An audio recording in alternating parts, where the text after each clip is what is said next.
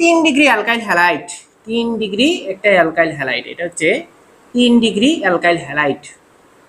ঠিক আছে, এখানে এ যে যৌগটা এটা হচ্ছে 3 ডিগ্রি অ্যালকাইল হ্যালাইড।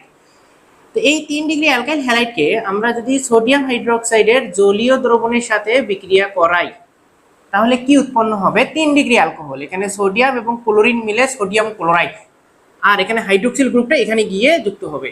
তাহলে একটা 3 ডিগ্রি অ্যালকোহল পাওয়া যাবে, একটা 3 ডিগ্রি অ্যালকোহল। ঠিক আছে, একটা 3 ডিগ্রি অ্যালকোহল পাওয়া যাবে এবং সোডিয়াম ক্লোরাইড। বুঝতে পারছো? তাহলে এই যৌগটা, এবং এখানে বি যে যৌগটা হচ্ছে সেটা হচ্ছে 1 ডিগ্রি একটা অ্যালকাইল হ্যালাইড, 1 ডিগ্রি। ঠিক আছে, 1 ডিগ্রি অ্যালকাইল হ্যালাইড, হ্যালোজেন পরমাণু। ঠিক আছে, এখানে বি যৌগটাকে আমরা যদি আবার সোডিয়াম হাইড্রোক্সাইডের জলীয় দ্রবণের সাথে বিক্রিয়া করাই, ঠিক আছে, তাহলে ওখানে পাওয়া যাবে 1 ডিগ্রি অ্যালকোহল পাওয়া যাবে। ঠিক আছে, এই সোডিয়াম এবং ক্লোরিন মিলে সোডিয়াম ক্লোরাইড, আর হাইড্রোক্সিল গ্রুপটা গিয়ে এখানে সংযুক্ত হবে, অর্থাৎ আর CH2OH, এবং এখানে পাওয়া যাবে সোডিয়াম ক্লোরাইড। ঠিক আছে, তাহলে আমরা 3 ডিগ্রি অ্যালকোহল এবং 1 ডিগ্রি অ্যালকোহল পেলাম।